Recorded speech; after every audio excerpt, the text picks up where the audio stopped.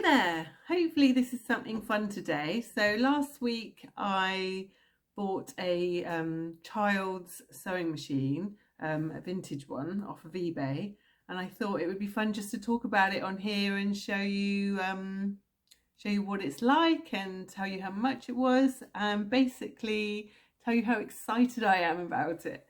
So I was looking on eBay for vintage sewing machines after being inspired by another YouTube video that I watched from historical sewing practice guru Bernadette Banner, and she was talking about a new machine, or a new old machine that she'd just been gifted and sent in the post, and it was quite a heavy mini machine, but it wasn't a child's toy. It was a very early sewing machine that did a chain stitch, and I just thought that this whole mechanism of sewing a chain stitch sounded really interesting, so I started looking into it. Anyway, after falling down a massive rabbit hole, I ended up looking at children's toys. There are lots of mini machines on eBay if you go and check it out, and the one I bought is just a really reasonably priced one. I mean, you can find them more expensive than what I paid, but the one I bought was described as being sold for parts because it had been left in an attic for Lord knows how long, and the foot had some rust on it, but really once it arrived, I was a bit worried what condition it might be in, but once it arrived I realised it's actually in really good condition, and it was about £11 plus postage, so that took it up, but it was less than £20 for the whole thing. And for what I got, I'm really happy with that. So it's got its original box, and the brand is Vulcan, and it's the Countess, and it's one of the last hand cranked sewing machines that this brand produced as a children's toy. After this, they started producing electric ones, or ones with electric motors. So when I did a quick Google before actually settling on this one, it's got quite good reviews. The previous models from this brand, from what I've read anyway, this is apparently the best hand crank that they produced at that time. So it was about 1950s, 1960s type era from what I can gather. So it's come in its original box, and I've got the sewing machine here. So you get the little machine that comes in the box, and then there's this little extension table that slots on like that. So you've got a long arm attachment, and then so that you can fix it to the table, there's a hole here, look, and then you can pop the clamp in there and then screw it to the table, which I've discovered you do really need, because in order to be able to crank the handle and control the fabric, it does need to be fixed down to a surface somewhere. So that's the machine, and also it did come with its original booklet. So all in all, like, it was a really good, fully complete purchase, so I'm really pleased with it. So I've had a play, and I've just continued using the thread that came on the machine, and it's this little wooden spool vintage thread. I guess it's a Silco one, can't really tell. The way you take the thread off is you unscrew this bolt here, it releases the tension spring and the washer, and you take all of that off to get your reel of cotton out. And there is no bobbin thread because it's a chain stitch machine. You thread it through this hole, through the top here, and down through the needle, and that's it. And then you just get sewing, and then underneath there's a hook that will catch the thread and produce your chain. So it's as far as the children's toy goes, I think this is really, really great, because the simpler the better, because too much mechanics for children, it just becomes really overwhelming from what I found with my children. Like with this machine, as long as they follow the instructions that I give them, they can just go off and do it on their own. They can come to it at any point and just get going. So here's some of my sample stitches. Oh, can you see that? They're really quite small stitches. So on the front, it's just like a normal machine stitch. And then on the reverse side, it's like a chain. Oops, somebody at the door, I think. Yep, that was the postman, so I'm back. So yeah, so the wrong side of the stitch, I don't know if I'll be able to get this in, is a chain stitch. I'll try and show it to you a little bit better in a moment. So because it's a chain, if you don't fasten it off properly, I'll show you what happens.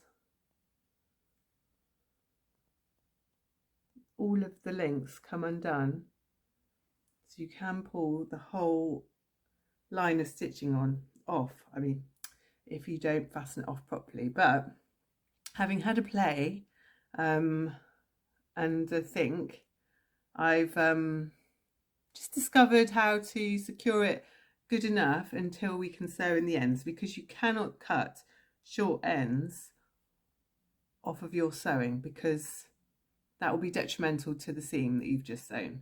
So you have to leave long tails, and you need to thread them through afterwards. So hopefully I'll show you what I mean now. I'll just get the sewing machine set up and we can have a play. Right, so I've just changed the angle a little bit, or a lot, should I say, and I'm just going to unthread it and quickly show you. Whoops, drop that bit on the floor. See, that could be a problem for little kiddies doing this bit. So the parts I've just taken off there, so there's a washer, there's the tension spring, and then there's a little bolt that screws onto the end to keep the tension and also secure the reel of thread in place. So I think I should explain, there is a right and a wrong way to do this as far as I can tell. So the reel of cotton needs to go in so that the thread is coming out this direction, because if you have it so that I turn the thread that way, so it comes out this way, then the thread can get caught in this seam going along the machine, and then it can cause it to snap. It hasn't happened on this machine, but I will confess now that this is one of two that I've actually bought, and the other one I actually had to tinker with a little bit more to get it working, because I wanted the children to have one each. And they were such a bargain, the ones I found. The second one I found was even cheaper actually, so I was dead chuffed with that, but it did require just a little bit of a play to get it to work. Right, so also with the tension on this model as well, or this machine, the stitches are very short, so a very small stitch, whereas the other one I've got produces, so this one's, let's say it's about 1 millimeter long each stitch, and on the other machine it's about 2 millimeters, and I don't see how I can really easily adjust that. On this one they do get smaller, the stitches, the tighter you screw this in, but the other one, it's either sewing or it's not, with no adjusting at all. But either way, the stitches on this machine are very tiny. So there's a little hole here, so you need to put the thread through there. So I've got the thread coming out at this angle through this hole, and then it has to go through here, which is the needle uppy downy thing.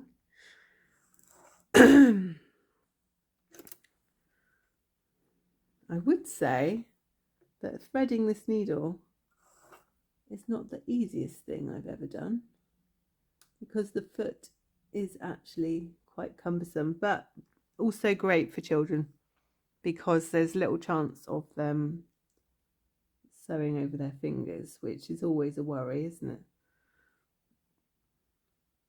Right, so I think I've got that through. Oops, there we are.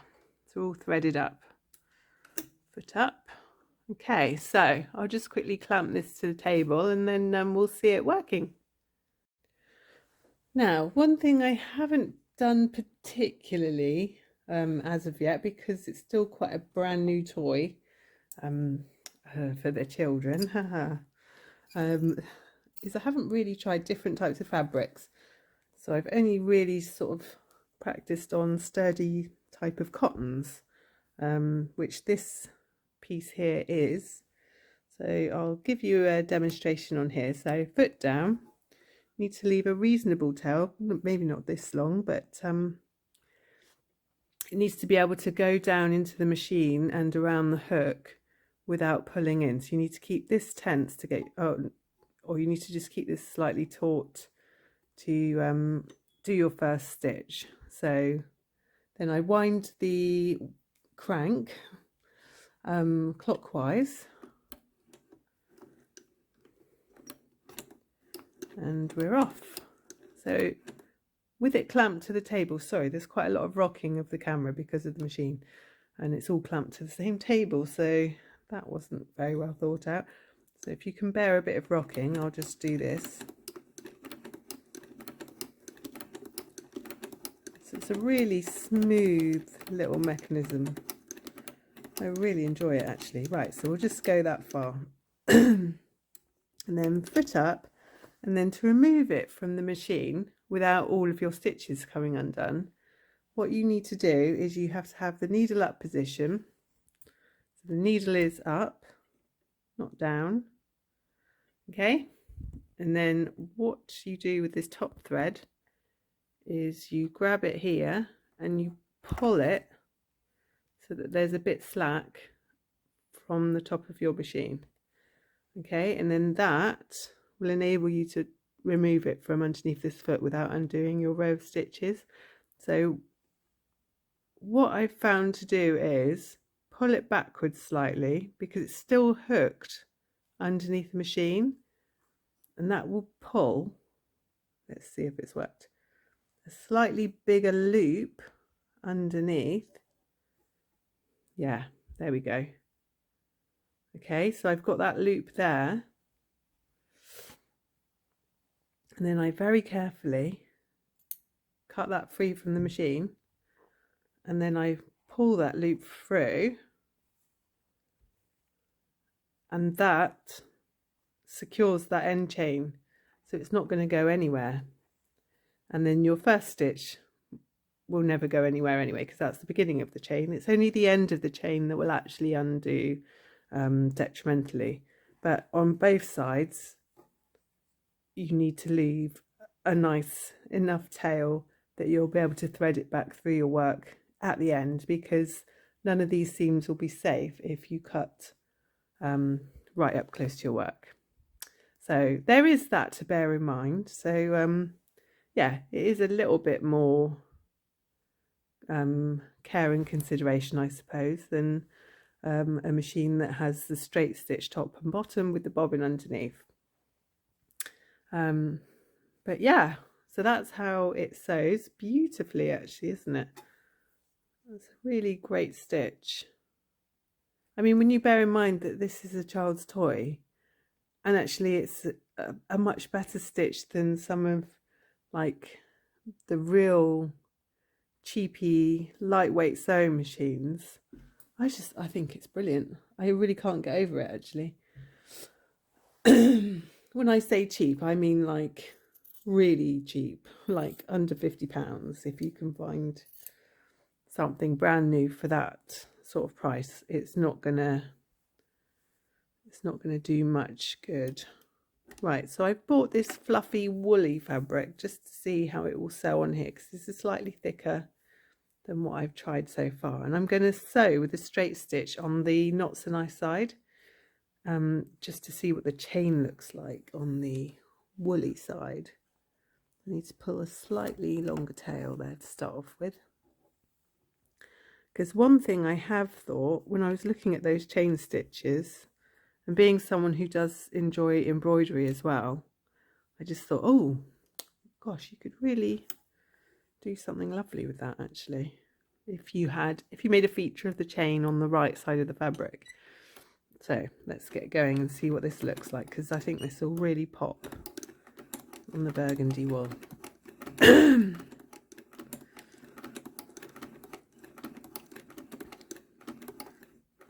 don't think I can bear to do any more. I want to have a see. Apologies for my throat, by the way. So what I need to do is pull some slack on the top thread first, and then create a nice long loop on the bottom by pulling it backwards slightly. Yep, there we go.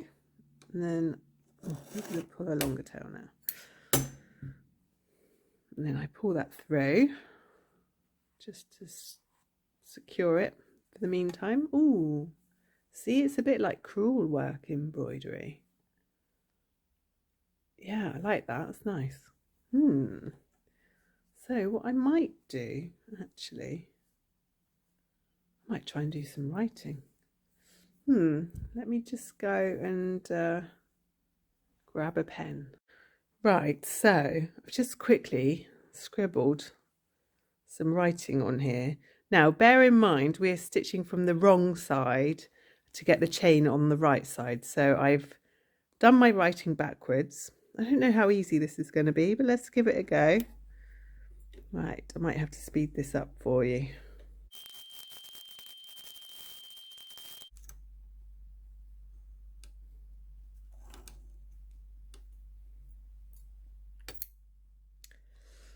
Oh, I'm not sure what this is going to look like. Let's turn it over. Let's pull that thread through and do the, oh, that is really cute actually. So I've just wrote my heart. I can see there's a bit here. Look, can you see there's a loose chain there that actually would need securing. And also here, it's not quite worked out. So I could quickly just go through that with some thread. But yeah, I'm not actually... That's not bad though, is it? I mean, look how much it saved me with the doing chain stitch. Oh, that's smart. Yes, I'm going to definitely play with that. I think there as well there's a slight flaw, so maybe there's something about going around corners, because that seems to be where I've where it's come loose. So I might need to play with that. But anyway, I think you get the gist of how it works. I'm just super pleased with it. I think I might just turn the camera around a minute. Hold on. Oh. Right, so another camera angle. I'm filming here, there and everywhere, but I hope you can see that these little machines, although they are intended as toys, they actually have quite a lot of potential. And I'm really intrigued to try and sew a garment on this machine, because I think it's not without its flaws. It has got issues when you know, when the chain doesn't work. I think there will be a lot of fixing in that regard. But when I was younger and I didn't have access to a sewing machine, I just remember really, I mean, I was desperate for a sewing machine. I can't even remember a time when I didn't want to be sewing. My mum did have a sewing machine, but she'd lent it to my auntie, and one of the cams inside snapped and it wasn't really repairable. So I didn't get my own machine until I was about 16, and I was studying.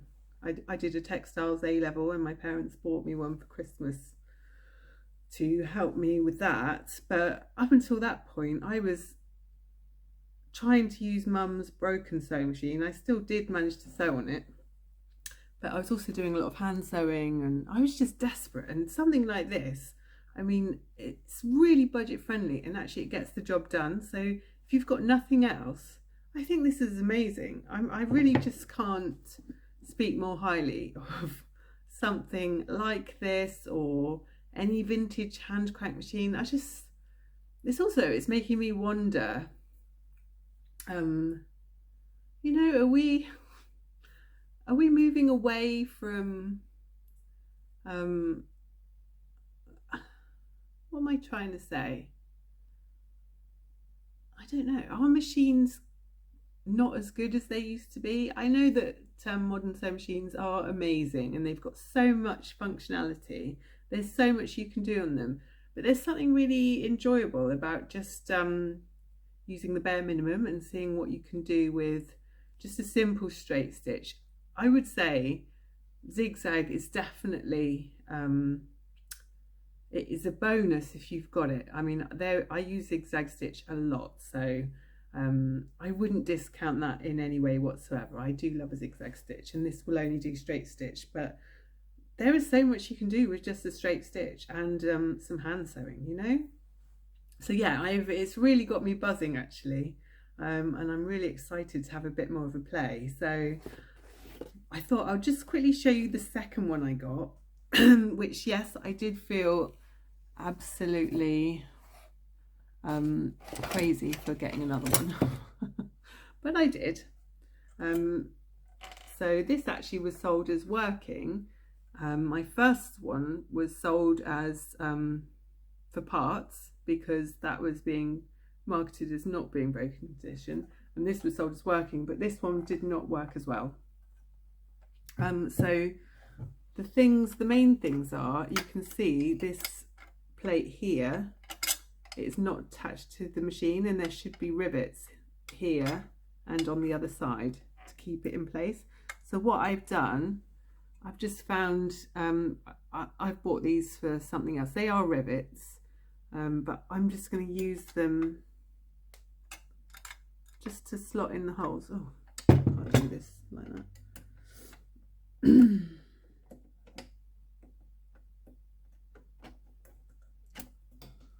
So I've got one there. I've got another one in this box somewhere.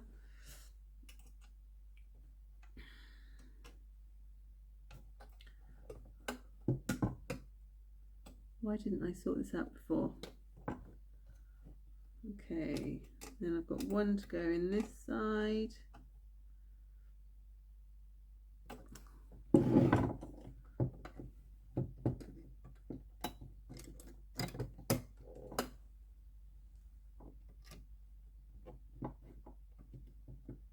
Sorry, I'm just going to stop filming so I can come back.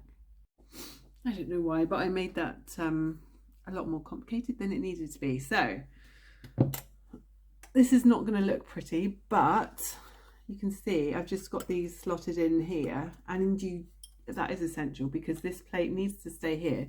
And also, if you want to use this extension table, which again I think is pretty essential, you need something there for it to hook onto. So I've just found that these rivets, they work well enough, and yeah, it seems pretty sturdy, so I've used that as my fix. And the other thing was, it wasn't producing a stitch. It sort of would sew a few chains and then break off, or it would skip stitches, which would then cause a lot of this. So you would have a lot of bits to repair, so it would only do a few chains and then skip some stitches, a few more chains. So that was no good, because that wasn't going to work for anybody. And what I discovered was, it was actually the tension spring. It was the only way I can describe it is it come quite loose. So if I just take this off for you, so that is the tension spring. I don't know if you can see that, but actually it was taller than that, so it's kind of become a bit distorted and misshapen, so it needed tightening back up. And because of the tension on the spring, it's so high, it's really hard to actually bend a spring back into any shape. So what I had to do was, because it's still in pretty good condition and I didn't really want to have to replace it with another, I got some pliers inside and grabbed that little bit, and then I just really pulled it inside out really tight until it looked like it had shortened a bit. So I just grabbed that end there and then just pulled the spring inside out basically until it formed a nicer shape. And that seems to have done the trick, because it now is stitching and it's not skipping stitches, and yeah, it works like a dream. So I'm pretty pleased with that. And like I've said, it does do longer stitches. I'll show you here. This area here, this is quite loose as well, so there's a bit of damage to the bodywork. And how it was threaded up by its previous owner, it was threaded that way that I said you shouldn't, where it can get caught in here. So the thread was coming out at that angle and then back around, so it was getting caught in this seam. So I think that whoever had this before, I think they've never managed to get it working, just because there was a few bits and bobs that needed to be tweaked. And again, with my old machine, I couldn't actually slot this original onto the machine because this part here had gotten bent somehow. So I just used my pliers to just hoik it back into position. So, I mean, I'm no engineer, so the fixes I've done, I mean, they're done by someone who's not a professional sewing machine engineer. It was all quite simple fixes, so it's a real you know, if you're willing to do a little bit of work, they seem to be pretty easy to fix, I think, which again is something you find a lot with old things, isn't it? Is that the repairs aren't tricky. You know, I remember like when I was a teenager and lots of my friends had Volkswagen Beetles, which were really cheap at the time to get, and little minis, and they were also easy to fix, or you know, for my friends' dads or whatever to come and help them fix it. So yeah, highly recommend if you're up for a challenge and you know, you've got a little bit of spare cash. I mean, part of me thinks if you're on a tight budget, this is just perfect. But then also, you know, I understand the constraints of also being on a tight budget, and it's hard to take a risk on something like this if it's not guaranteed to work. So those, you know, there's pros and cons. As much as I would like to say, if you haven't got anything else, get one of these. It is a risk, but if you've got a family member who's got one who is willing to lend it to you, then try that instead. That would be good. So I hope this has been interesting. Sorry, I could witter on for ages, it seems, about these machines, but I'm just, you know, it was just, I think watching Bernadette Banner's video, it just got really got me inspired about just the chain stitch machine in general, and just really wanting to try one out. So then it just led to me sort of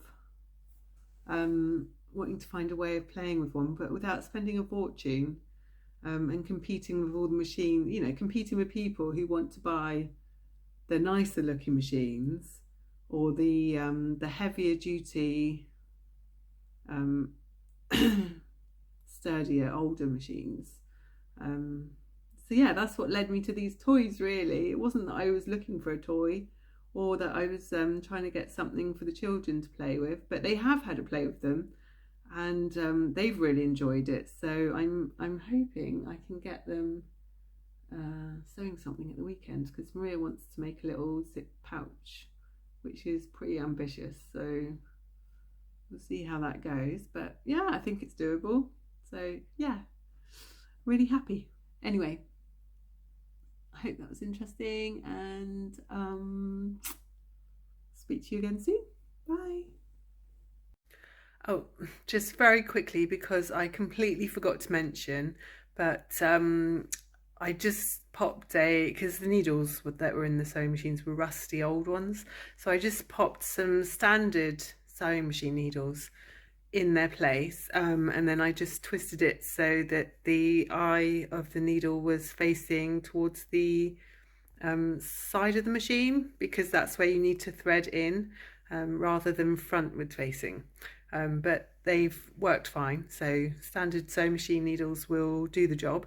And the other thing to just say was, when the machines arrived and they were a little bit grubby, all I did to clean them was I oiled them with a sewing machine oil, and then I used that same oil and some cotton wool just to wipe down, do a general wipe down over the machine, just because I didn't want to use anything too abrasive, and I didn't really want to get water on it because there was little areas of rust. So I just used the oil, just very lightly all over the machine, and they cleaned up nice enough. So yeah, hopefully that is helpful to you. Bye.